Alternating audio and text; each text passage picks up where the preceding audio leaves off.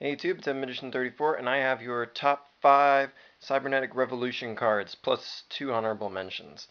Honorable mention, which is technically kind of like number 7, is Cyber Twin Dragon. He makes honorable mention just because he's such a good target for those special summon cards like Cyberstein. Plus, he's a very devastating, just the double 2800 attacks is very important, and when this card came out, and for several years after it came out, it was pretty crucial. This card was in a lot of extra decks, so it's poignant to mention for that reason. Our other honorable mention at number 6 is Skyscraper. Yeah, I know, you may have to think about it for a little while, but it's fairly easy to search, and it gives a 1000-point bonus to all your heroes when they attack, which for a long time gave heroes kind of their core offense. I mean, in a number of the city decks that existed, this was the city, or at least they ran this and Skyscraper too. The Big Pump was better than as an equipped spell because it was a field spell, and it offered a lot of immediate power, and almost always ended up paying for itself. You only had to kill one monster in battle for this card to justify its existence, really. So that's why it made number 6. Now, number 5, our official top 5, is number 5, Drillroid. While he's not quite as crucial in the current metagame when I'm making this video, he's been in and out, and the fact that he's a 1600 point monster who can pop things that are in defense mode, it's pretty useful, plus he's part of this archetype. So, and of course, being a machine never hurts.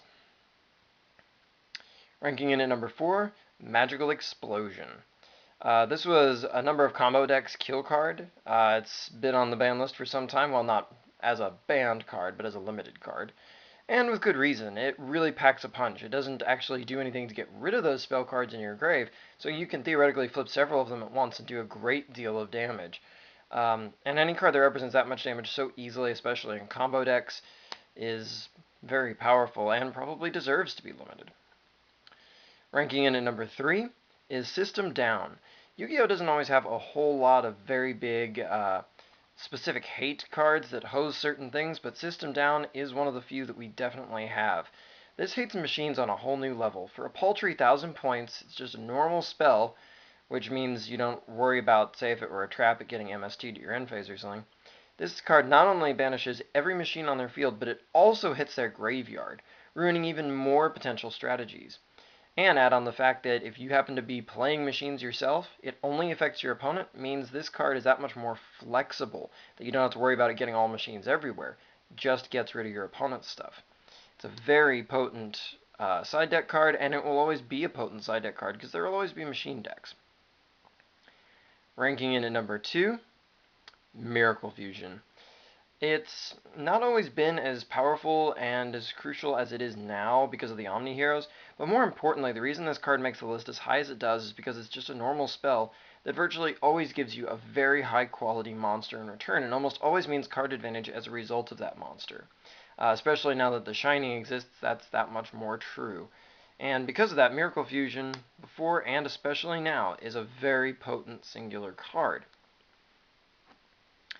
But ranking in at number 1, which you've probably guessed, is Cyber Dragon. It's been in use ever since its inception, and it's just never stopped being used. It sometimes found its home in the side deck, oftentimes in the main deck. It assists dozens of different kinds of strategies. It's a machine, its light attribute, its ability to hop onto the field and be 2100 attack. The list just goes on of reasons why Cyber Dragon is such a good card. And while its playability has sometimes risen and declined a little bit, it's always been a very viable and very potent card. And for that reason, it is the number 1 card of Cybernetic Revolution.